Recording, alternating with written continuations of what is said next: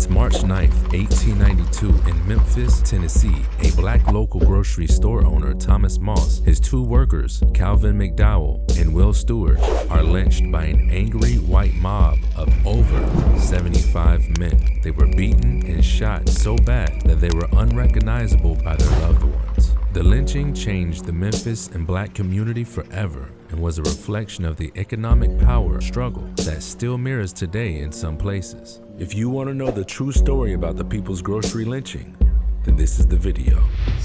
Thomas Moss, a loving father and husband with an ambition to gain the American dream, was an established local businessman and mail carrier for his community. Black people were not approved for loans, trained or hired for most skilled positions, and because of this, they were easily marginalized in pockets of poverty. In Thomas's case, his community was pushed into a bad section of Memphis called the Curve, a mixed-race area meeting an intersection that was surrounded by local gambling houses and liquor stores that also attracted gangs and tons of other illegal activity. Located directly behind the Curve was the black community. This was a location that a lot of whites started to abandon during the growing crimes, so it was the only area that banks would allow blacks to actually own land to settle down as a family. Unfortunately, black people were still dependent upon the white-owned businesses to provide their everyday needs, which meant going shopping would always subject you to a lot of racial slurs, violence, and sometimes even death. These occurrences caused a lot of tension between the local black community, understanding that they would always be treated unfairly if they depended on the white monopoly-owned area, which will lead us to one of the heads of this system, William Barrett, a white grocery store owner that also illegally doubled it as a gambling house/liquor store at night. One of the most successful owners in the area served the community for years despite his illegally run business that brought out the ugly side of the nightlife. Frustrated with how his people were being treated, Thomas held a community meeting at his church and pitched his next business venture he got approved by the local officials, which was to open his own grocery store for the community. Thomas, with the support of around 10 other inspired black investors, including Calvin McDowell and Will Stewart, Thomas opened the People's Grocery. It became an instant success.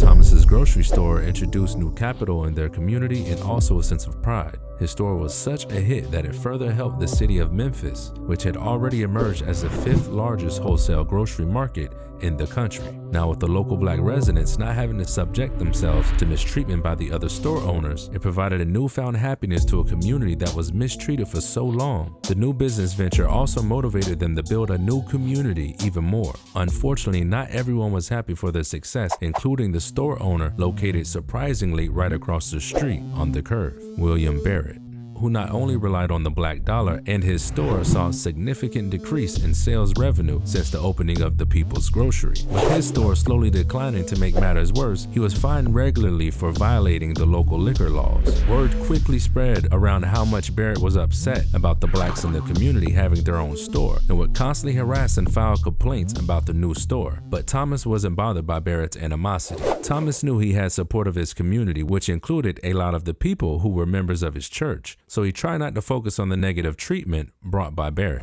It all came to a head on March 2nd, 1892, when two teens, a young black kid, Amar Harris, and a white kid, Cornelius Hurst, got into a fight over a game of marbles in a yard near Thomas's store. When Amar won the fight, Cornelius's father, upset, jumped in and started to beat up the black teen. Seeing Amar getting beat up, two men working their shift at the grocery store, Calvin McDowell and Will Stewart, rushed to the boy's defense. It wasn't long before a crowd of black and white onlookers started to grow in size. Eventually, a lot of them deciding jumping into the fight themselves, including William Barrett, the rival store owner who later claimed victim to being hit in the head during the melee. He strategically blamed the People's Grocery staff, singling out the clerk, Will Stewart, as his assailant. Barrett finally felt he had fuel to throw against the store, raced down to the local police department and filed a case against Thomas and his business. A quick side note, at this time, blacks were continuously and falsely reported in the local news as being violent, so any such complaints would be met as true with immediate force. The next day, Barrett, along with a police officer, entered the People's Grocery with intentions to arrest Will Stewart, but by luck, he was not there. Frustrated and upset, Barrett pulled out a gun and struck Calvin McDowell in the head, knocking him to the floor. Barrett then lost control of the gun, dropping it. Noticing the fallen gun, McDowell quickly picked it up and fired a shot at Barrett, causing him and the officer to run away, resulting in McDowell being later arrested and bonded out the next day. Surprisingly, shortly after, a judge named Julius DuBose, who was a former Confederate soldier himself, issued a warrant for Will Stewart and the black teen in the initial fight, Ahmaud Harris. Adding fuel to the fire, William Barrett met with Judge DuBose and claimed to receive a tip that the black community held a secret meeting plotting a conspiracy against the whites and vowed to get rid of the rowdy black residents, quoting, "He will get rid of the high-handed rowdies in the curve." Subsequently, the local news company added fuel to the fire, reporting the judge's threats on the next morning's paper.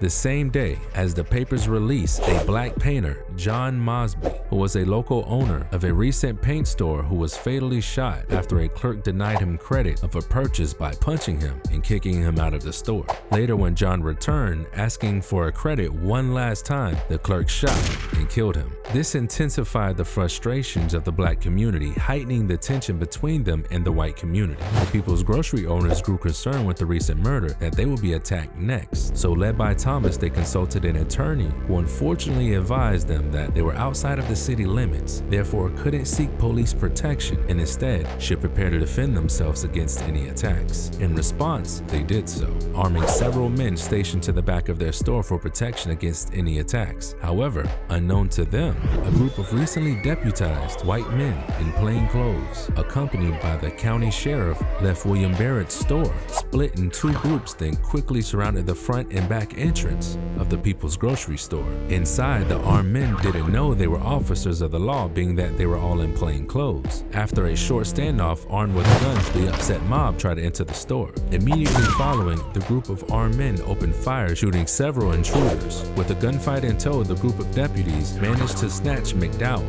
One officer, Charlie Cole, armed with a gun, chased down a local mailman, Nat Trigg, who tried to escape during the shootout. As a tussle ensued, Nat managed to escape after Charlie was injured by a gunshot. The injured group eventually retreated back to William Barrett's store to seek medical treatment and regroup. Now led by officers in uniforms of the law, they made their way back to the grocery store. Soon as the men inside the store noticed officers heading their way, they dropped their weapons and surrendered, confident they would be dismissed of any wrongdoing proven in self-defense. The next morning, the newspaper reported the incident as a cold-blooded, calculated ambush by blacks that left two officers in critical condition. During the week, the news continued to fan the flames, posting in their papers that it was the conspiracy William Barrett had warned Judge DuBose about all along. Upset by the news reports, a group totaling of almost 100 white civilians in the neighboring towns invaded, going house to house to arrest any black suspicious of the conspiracy. They eventually arrested 40 black people, including the teen in the fight, Ahmaud Harris, along with his mother, who fought the arresting officers, Nat Trigg, Will Stewart, Thomas Moss, who pushed back at the mob, voicing his frustrations that he wasn't guilty of anything. Some claiming even Thomas was upset, cursing and yelling at the officers. They all were jailed and held to await charges depending upon if the injured officers would survive their wounds, along with the judge's orders not to punish the prisoners until it is revealed. Outside the jailhouse, the group of white men armed themselves and stood awaiting the judge's update on the officers. During this time, the local paper intensified everything even more, claiming the incident was proof of a conspiracy and that the local businessman and owner of the store, Thomas Moss, was the ringleader of everything, even reporting he was aggressively resisting arrest. With the white mob armed outside and screaming threats to the prisoners, unbeknownst to them, McDowell was a member of a black militia called the Tennessee Rifles, who, after reading the paper about how bad the situations had escalated, marched down surrounding the jailhouse, armed and positioned to protect the prisoners against any unjust attack. During the week, Thomas's wife, Betty Moss, now pregnant with her second child, came to the jail with food for the prisoners and her husband, but was dismissed by the judge, who told her to come back in 3 days.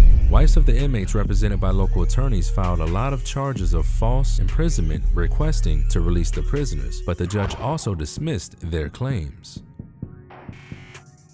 The news finally broke that the officers injured would survive. Slowly, the white mob dwindled down and tensions seemed to be lowered with expectations that their prisoners would be released. Assuming that the prisoners would now be safe, preparing for their release, the Tennessee Rifles stepped down and chose to leave, not seeing any danger or need to guard the prison any further. Unfortunately, that wasn't the case. A lot of the white mob became even angrier, feeling that the prisoners would get away with no punishment. That night at 2:35 in the morning, 75 white men in black masks surrounded the jail. One of the members claimed to have arrested a black store worker who was rioting and requested to release him into custody. The night watchman, James O'Donnell, rose the gate, stepped out to book the criminal, and immediately he was bound and held down. The mob asked him for the keys to the cell. O'Donnell quickly replied he didn't know where they were. One masked member entered the jailhouse armed with a gun. Officer Seals, who was awakened and unaware of the danger, assumed the masked man was one of his fellow officers playing a prank, even saying to him, "Look out, you damn fool, that thing might go off." The masked intruder asked him where 3 of the black prisoners were located. Realizing the seriousness of the situation, Seals denied knowing where they were. Next, 8 more masked intruders entered looking for the keys to the cell. After constant denials from the officers of knowing where the keys were, the mob eventually found them inside a desk. 2 men then held both officers at gunpoint while the others opened the cell. Inside the cell, the mob woke up the prisoners, asking them to hand over 4 prisoners: Calvin McDowell, Will Stewart, Isaiah Johnson, and Thomas Moss. The prisoners refused, claiming they didn't know who they were. Upset, the mob threatened the prisoners if they didn't show them to the 4 men. After several threats of violence, Calvin McDowell, Will Stewart, and Thomas handed themselves over to avoid further violence. The white mob asked them now to take them to Isaiah Johnson, but Thomas refused, even after threats on his life. The mob gave up on Isaiah and left with the 3 prisoners. Immediately following, Officer O'Donnell rang the bell to awaken and warn all the officers in town. Now, an angry white mob of 75 men ran off into the night with 3 prisoners. They were taken to Chesapeake and Ohio Railroad Yard, a mile outside of Memphis. Already present at the scene was a group of reporters and onlookers that were tipped off and ready to witness the next horrific events. The mob formed a circle around the 3 prisoners, holding them at gunpoint. They forced Calvin to stand in the middle while they aimed their guns at him and fired rounds, hitting him several times. As a last-ditch effort, Calvin fought back and managed to wrestle a shotgun from one of the abductors, and then shot 2 of the assailants. Now the whole mob fired shots, point-blank range, killing Calvin. Next, the mob threw Will in the center. He also tried to fight back as well, but was put down by a hail of gunfire. The mob next asked Thomas if he had any last words, in which he yelled to the crowd and reporters, "Tell my people to go west. There is no justice for them here." Then, like his friends, they shot him down in a hail of bullets. The mob quickly dispersed into the night, leaving their bodies to lay in the grass surrounded by brush and just remnants of a bonfire. Word of the lynching quickly spread throughout each town.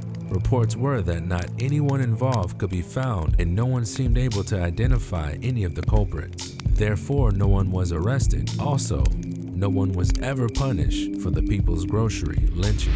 The black community quickly fell into mourning their lost brothers and gathered at the People's Grocery store. Even though they were frustrated and upset, it was viewed by everyone as a peaceful gathering of mourning. However, afraid of retaliation, Judge DuBose had all of the weapons seized, even confiscating the weapons from the Tennessee Rifles, as well as closing down a gun store that was known to sell to the blacks in the area. The judge then sent 100 men to the People's Grocery store with orders to shoot down on sight any black person who appears to be making trouble. The men then rushed the curb, shooting wildly into the already mourning black crowd, forcing them to retreat in fear of being hurt. To prevent further violence, the black men in the neighborhood decided not to confront the mob. The mob broke into Thomas's store, eating and stealing what they could, while also destroying what they could not. The bodies of the 3 men were eventually found and brought back to town to be released to their families. The gruesome details of their bodies riddled with bullets and shotgun blasts with holes the size of a fist left a lot of onlookers shocked and unprepared for their grief. As far as Thomas's store, the creditors had the place closed a few days later, and what remained of the business was sold at auction for 1/8 of its original cost. Not surprisingly, William Barrett was the buyer and new owner of the store. excited to have finally gotten rid of the black competitor he grew to resent.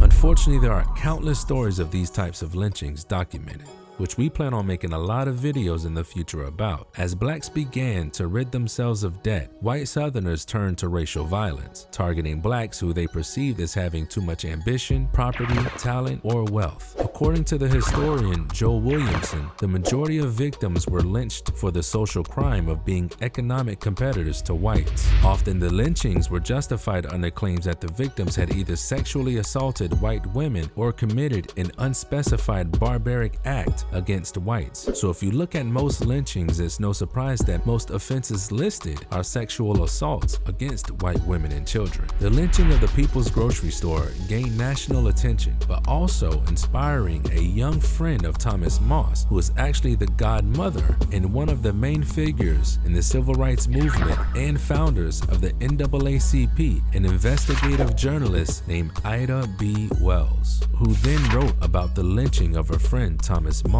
She believed that the killings were an excuse to stop blacks from acquiring wealth and property, and noted that whites just wanted to keep blacks down. She then embraced Moss's dying words of striking out for the West. She encouraged blacks to leave Memphis, starting a huge westward movement by them with the following words: "There is therefore only one thing left that we can do: save our money and leave a town which will neither protect our lives and property, nor give us a fair trial in the courts, but takes us out and murders us in cold blood when accused by white persons." This sparked an immigration movement that eventually saw 6,000 blacks leave Memphis for the Western Territories. Ida B. Wells went on to further investigate every lynching she could find going forward and became a powerful voice for freedom in the black community. We understand these stories might be hard to digest for some, but we seek to shine light on the past and those that sacrificed even with their own lives in search of real freedom. And be sure to subscribe for more videos.